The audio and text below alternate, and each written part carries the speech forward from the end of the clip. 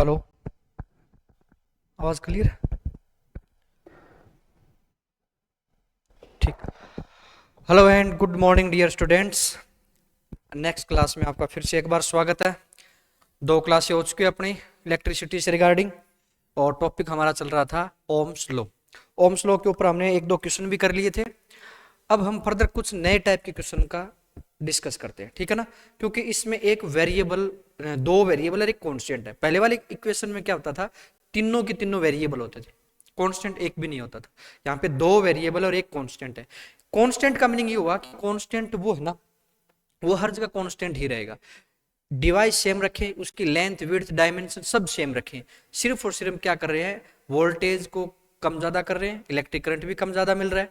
तो इसका मीनिंग ये हुआ कि वोल्टेज और करंट को चेंज करने से रेजिस्टेंस में कोई भी चेंज नहीं आएगा, ठीक है ना। तो इससे एक क्वेश्चन का पैटर्न भी चेंज हो जाएगा थोड़ा। तो दो टाइप के क्वेश्चन हमने ये कर लिए थे कि दो वेरिएबल दे, दो वैल्यू दे दी, तीसरे की पूछ ली। अब हम नए टाइप का क्वेश्चन करेंगे जिसमें कुछ स्टेप देगा। जैसे फर्स्ट कंडीशन में ये वैल्यू है तो सेकंड कंडीशन में यदि ये वैल्यू होगी तो दूसरे किसी, यानी जैसे वोल्टेज दे देगा सेकंड कंडीशन में, तो बताओ करंट क्या होगा, या फिर करंट दे देगा तो वोल्टेज क्या होगा। देखो क्वेश्चन से, क्वेश्चन देखो। इफ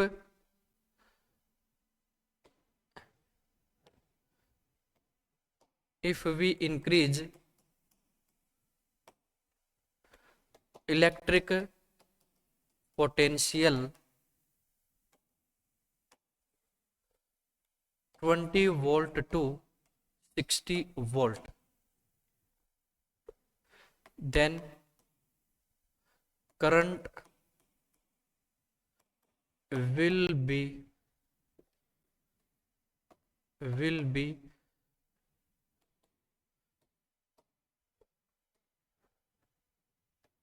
becomes from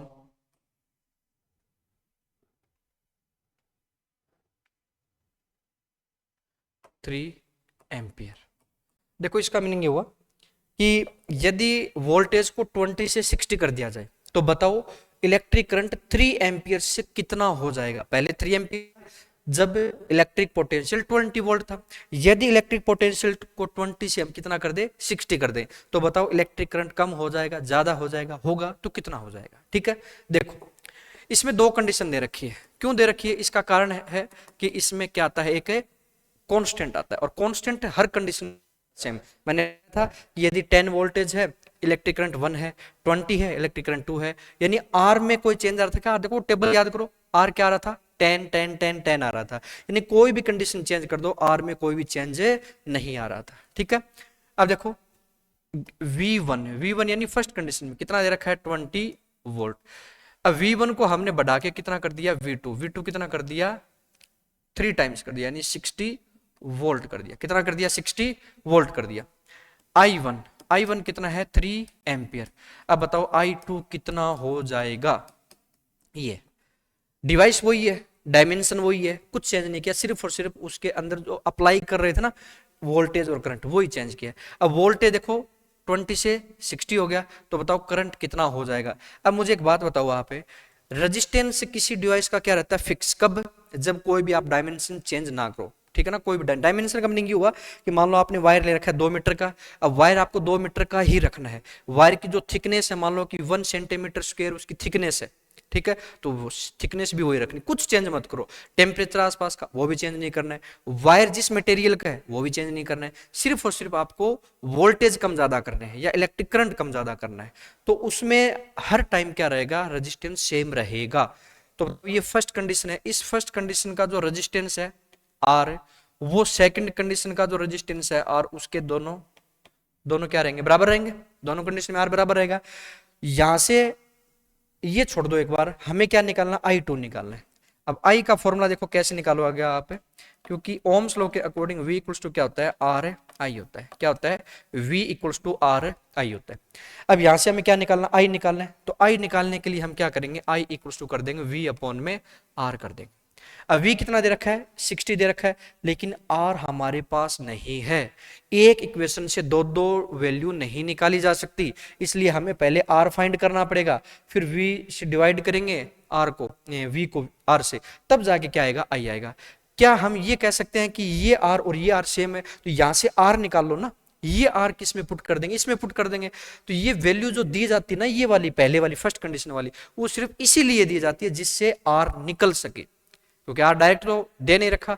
अब आप कहोगे डायरेक्ट क्यों नहीं दिया, बस आपका माइंड और क्वेश्चन डेवलप करने के लिए, ठीक है ना, थोड़ा सा ट्विस्ट करने के लिए क्वेश्चन को, ठीक है। यानी r इसमें डायरेक्ट दे देता तो क्वेश्चन वो सेम का सेम बन जाता। मान लो कि r दे दिया कि 2 ओम, तो क्या करते, यहाँ 2 ओम रखते, यहाँ 60 रखते, तो 60 अपॉन में 2 कितना आ जाता 30 एम्पियर, वो डायरेक्ट क्वेश्चन हो जाता। लेकिन इसमें थोड़ा ट्विस्ट कर दिया। अब देखो यहाँ से हम क्या निकालेंगे, आर निकालेंगे। क्या निकालेंगे, आर। अब देखो आर निकालने के भी दो तरीके हैं, या तो आर पूरा निकालो पहले और फिर इसमें पुट करो, ठीक है, या फिर एक दूसरा तरीका है। तो हम दोनों मेथड की बात करेंगे। देखो एक लाइन ड्रॉ कर लेते हैं, ये है मेथड फर्स्ट। अब आपको जो मेथड अच्छा लगे उसके अकॉर्डिंग कर देना, और ये है मेथड सेकंड, ठीक है, मेथड सेकंड। देखो भाई सबसे पहले हम आर निकालेंगे, तो V1 इक्वल्स टू क्या हो जाएगा, RI1, ये हो जाएगा। आर तो सेम ही रहेगा, यहां से आर निकलेगा V1 अपॉन में I1। V1 कितना था 20 वोल्ट, I1 कितना था 3 एम्पियर, तो आर कितना आ गया 20 अपॉन में 3 आ गया। कितना आ गया 20 अपॉन में 3 आ गया, ठीक है।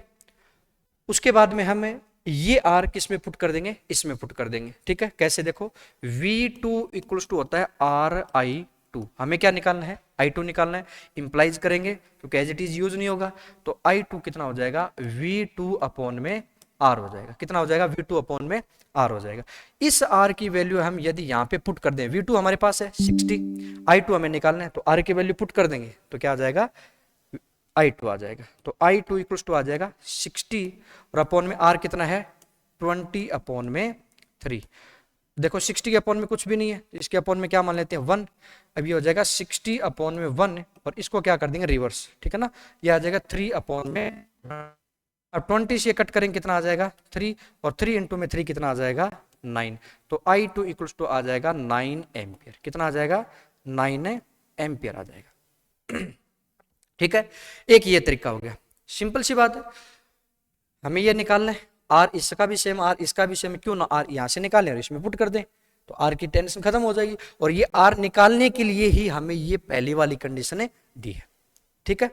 अब देखो दूसरा तरीका, देखो ये सिंपल सा तरीका, दूसरा भी सिंपल है, लेकिन आपको कौन सा सूट होता है, आप कौन से में ज्यादा कंफर्ट हो, वो तरीका आप यूज कर सकते हो, ठीक है। वैसे मैं प्रेफर करूंगा सेकंड वाले तरीके को। क्यों, आपको सेकंड वाला थोड़ा सा, कुछ स्टूडेंट ऐसे हैं जिनको थोड़ा कम समझ में आता है, ठीक है, क्योंकि अभी तक उन्होंने ऐसे तरीके यूज नहीं किए। लेकिन मैं ये रिकमेंड करूंगा कि आप यही तरीका यूज करो, ताकि आगे फर्दर क्लास में आपका माइंड डेवलप हो, ठीक है ना, और ज्यादा क्वेश्चन आप प्रैक्टिस कर सको। V1 इक्वल्स टू RI1, ठीक है। V2 इक्वल्स टू RI2, ठीक है। ये इक्वेशन फर्स्ट है और ये इक्वेशन सेकंड है। हमें क्या निकालना है, I2 निकालना है, ठीक है। तो यदि मैं इक्वेशन सेकंड को इक्वेशन फर्स्ट से क्या कर दूं, equation second divided by equation first. देखो इक्वेशन सेकंड ये है, अब डिवाइड करना है। देखो इक्वेशन से कैसे डिवाइड करें, कुछ स्टूडेंट में ये कंफ्यूजन होता है कि देखो 5 को 6 से डिवाइड करना है, 5/6 कर दिया, लेकिन इक्वेशन कैसे डिवाइड होती है, इक्वेशन भी डिवाइड होती है। कैसे होती है, इसका लेफ्ट साइड तो लेफ्ट साइड से डिवाइड होगा, राइट साइड से डिवाइड होगा, ठीक है ना, जो साइड है वो उसी साइड से डिवाइड होगी। अब हमने पहले इक्वेशन सेकंड लिखी है, तो पहले इक्वेशन सेकंड लिखे V2 इक्वल्स टू, इक्वल पहले यहां नहीं लगाएंगे, क्यों नहीं लगाएंगे, इसका भी रीजन देखो, V2 को डिवाइड कर दिया V1 से। अब देखो इक्वल हमेशा ये जो लाइन होती है ना बटे वाली, जिसको ये डिवाइड का साइन बोलते हैं, इस दोनों के ऊपर और नीचे ऐसे आना चाहिए, एक ऊपर एक नीचे, और बीच में आना चाहिए। क्योंकि ऊपर लगाएंगे ना तो ये थोड़ा कंफ्यूजन हो जाता है, तो ये हमेशा इसके बराबर में होना चाहिए। यहाँ पे क्या आएगा RI2 अपॉन में RI1। अब देखो R से R कट हो जाएगा क्योंकि R सेम है। यहाँ क्या बचा I2 अपॉन में I1। तो एक फॉर्मूला भी बन गया कि V2 अपॉन में V1 equals to I2 upon में I1।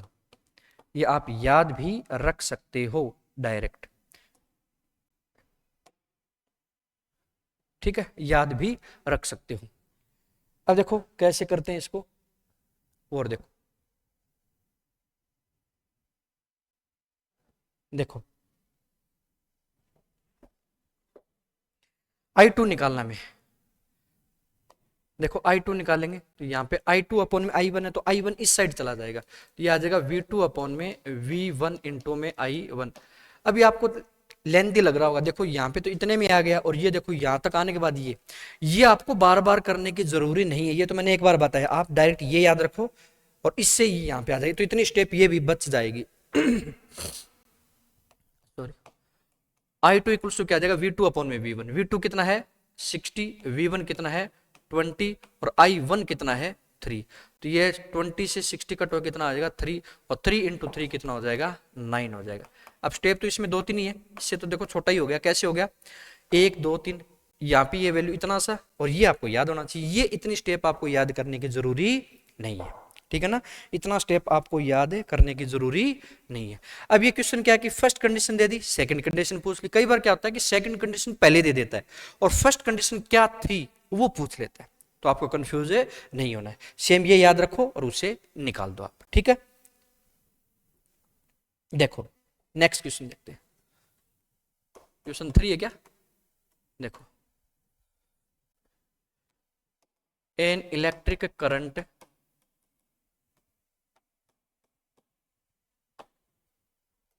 becomes 4 ampere from 1.5 ampere if we increase the potential to 65 volt.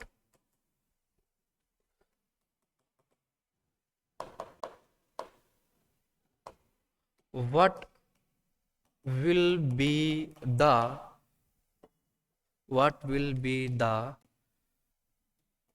initial electric potential.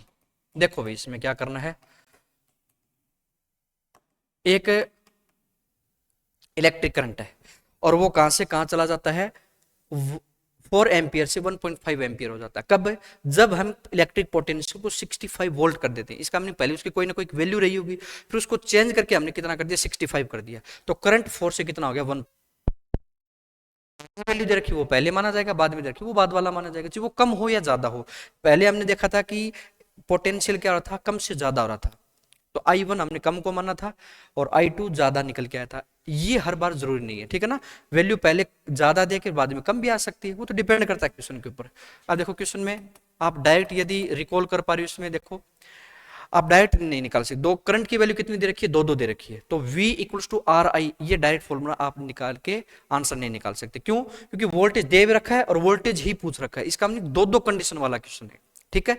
V equals to RI सिर्फ और सिर्फ कब यूज होता है, जब आपको V दे रखा है, I दे रखा है, R पूछना है, या फिर V दे रखा है, R दे रखा है, I पूछना है, या फिर R और I दे रखा है, V पूछना है, कोई दो वैल्यू देके एक पूछना है। यदि आपको करंट भी 2 बार दे दिया, वोल्टेज भी 1 बार दे दिया और फिर वोल्टेज ही पूछ लिया, इसका मीनिंग एक कंडीशन अलग है और दूसरी कंडीशन अलग है, और R आपको निकालने की जरूरी नहीं है सेकंड मेथड के थ्रू, ठीक है। देखो हम जानते हैं कि V2 अपॉन में V1 equals to I2 upon में I1, ये हमें पता है, ठीक है। अब V2 कौन सी कंडीशन, लास्ट वाली, V2 हमें दे रखा है 65, इसका हमने V1 गिवन नहीं है, तो क्या पूछेगा V1 पूछेगा। अब देखो V1 यदि इस साइड चला जाए, ये क्या आ जाएगा V1 यदि इस साइड चला जाए और ये इस साइड आ जाएंगे, तो ये क्या आ जाएगा I1 अपॉन में I2 आ जाएगा। देखो V1 इस साइड चला गया तो ये इस साइड आ जाएंगे सारे, जिसकी वैल्यू फाइंड करनी है वो लेफ्ट साइड रखो, बाकी सभी को राइट साइड भेज दो, तो V1 कितना हो जाएगा V2 कितना है 65, I1 कितना है, I1 पहले वाला कितना है 4, और I2 कितना है 1.5, ठीक है 1.5। अब इसको डिवाइड करेंगे, V1 इक्वल्स टू 65 इंटू में 4, और अपॉन में 1.5। जब इसका पॉइंट हटाएंगे तो एक ऊपर 0 चला जाएगा, ये आ जाएगा 40 और ये आ जाएगा 15। अब देखो 5 से कट करेंगे कितना आ जाएगा, 13 आ जाएगा। कितना आ जाएगा, 13। और ये आ जाएगा 3 से कट कर दो इसको तो कितना आ जाएगा, 4.33। और इसको डिवाइड कर देंगे तो V1 कितना आ जाएगा, 40 इंटू में 4.33, 4.33 इंटू में 40।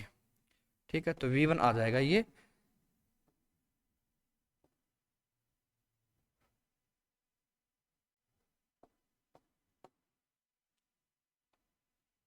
आ जाएगा 173.2 वोल्टेज। कितना आ जाएगा, 173.2 वोल्टेज। ये वैल्यू ज्यादा ही आनी चाहिए। क्यों, क्योंकि वोल्टेज ज्यादा से कम हुआ तभी तो इलेक्ट्रिक करंट ज्यादा से कम होगा। ठीक है, तो ये 60 से तो 65 से कुछ ना कुछ ज्यादा ही आना चाहिए। तो ये क्या आ गया, 173.2 वोल्टेज आ गया। ठीक है, तो ऐसे क्वेश्चन आप कर सकते हो। ठीक है, ऐसे क्वेश्चन आप कर सकते हो ना। तो ये एक अपना एक और टॉपिक कंप्लीट हो गया, कौन सा, ओम्स लॉ, जिसमें हमने रेजिस्टेंस निकालना, रेजिस्टेंस के बारे में भी पढ़ लिया। अब एक नया टॉपिक है, factor on which resistance depends. यानी ऐसे कौन कौन से फैक्टर है जिसके ऊपर रेजिस्टेंस डिपेंड करता है, ऐसे कौन कौन से फैक्टर है वो देखते हैं। नया टॉपिक लिखो फिर बताएंगे क्या होता है, या फिर ऐसे लिख सकते हो,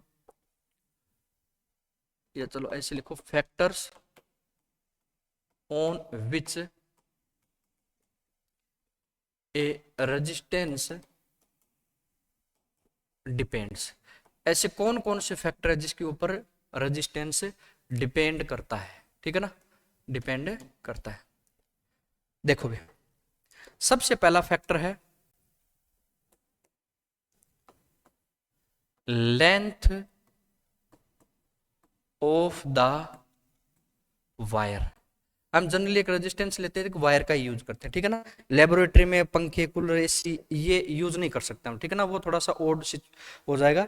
हम जनरली जो प्रैक्टिकल करते हैं उसमें क्या है, या तो बल्ब यूज करते हैं या फिर वायर यूज करते हैं, तो ये रेजिस्टेंस होता है। तो जनरली फिर क्या लिखेंगे हम यहाँ पे, वायर। दूसरा है cross section area of wire. Length को L से डिनोट कर देंगे, एरिया को A से डिनोट कर देंगे। ठीक है, तीसरा है टेम्परेचर ऑफ सराउंडिंग, टेम्परेचर। ठीक है, और फोर्थ है नेचर ऑफ मटेरियल, या मटेरियल, नेचर ऑफ मटेरियल। ये 4 टॉपिक होते हैं या 4 पॉइंट होते हैं जिसके ऊपर कोई एक रेजिस्टेंस डिपेंड करता है। सबसे पहला है लेंथ ऑफ वायर। ये एक वर्ड है, लेंथ ऑफ वायर समझ में आया, लेकिन ये क्रॉस सेक्शन, ये क्या मीनिंग है, इसका क्या मीनिंग है, cross section area. Cross section का मीनिंग ये है कि ऐसे समझो आप कि एक एरो है। क्या है, एक एरो। ठीक है, एरो ऐसा होता है, ऐसा। ठीक है,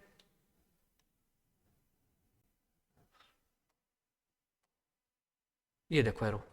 इस एरो को यदि आप सामने से देखोगे, जैसे मान लो ये एरो अपनी तरफ आ रहा है, ऐसे जा रहा है, आपकी तरफ आ रहा है, ठीक है ना, कैमरे की तरफ जा रहा है, तो एरो आपको सामने से कैसे दिखेगा, एक डॉट जैसा दिखेगा। कैसे दिखेगा, एक डॉट जैसे।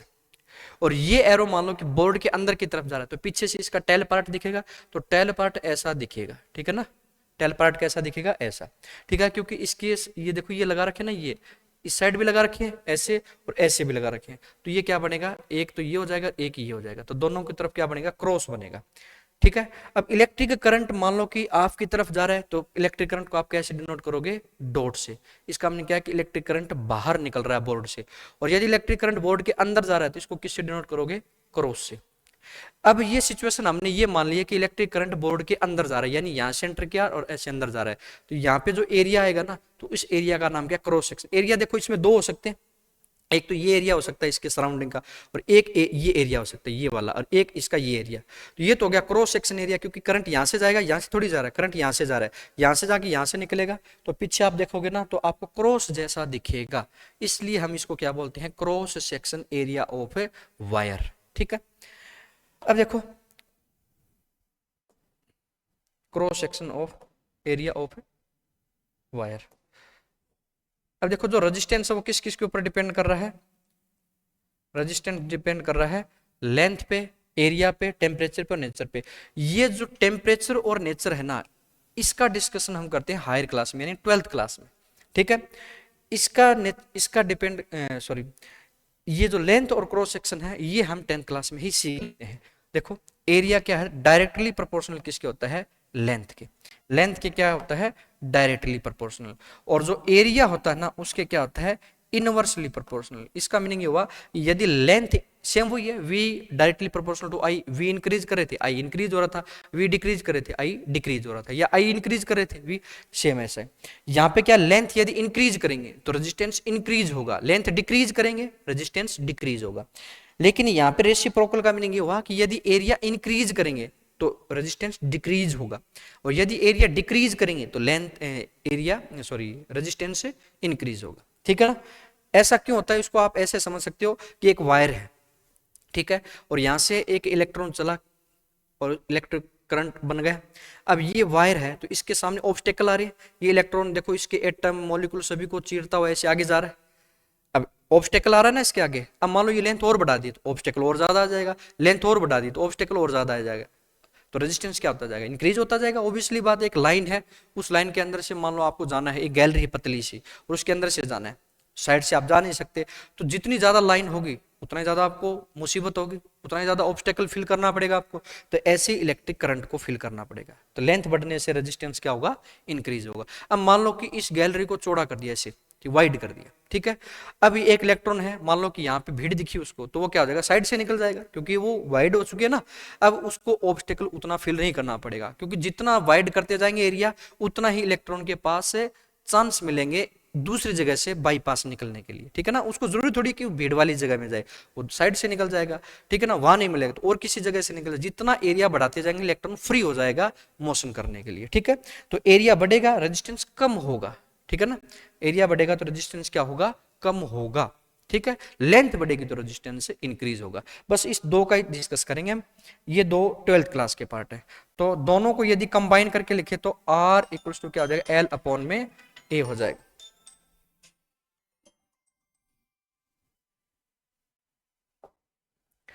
R डायरेक्टली प्रोपोर्शनल टू क्या हो जाएगा, L अपॉन में A हो जाएगा। अब देखो आपने पहले ही सीख रखा है कि यदि प्रोपोर्शनल का साइन हटाएंगे तो क्या आएगा, प्रोपोर्शनल का साइन हटाएंगे तो यहाँ पे क्या आएगा, एक कांस्टेंट आएगा और साथ में क्या आएगा, इक्वल का साइन आएगा। तो नेक्स्ट देखते हैं, देखो ऐसे लिखा था ना, R directly proportional to L, R inversely proportional to area, दोनों को कंबाइन करेंगे तो R directly proportional to L upon में A।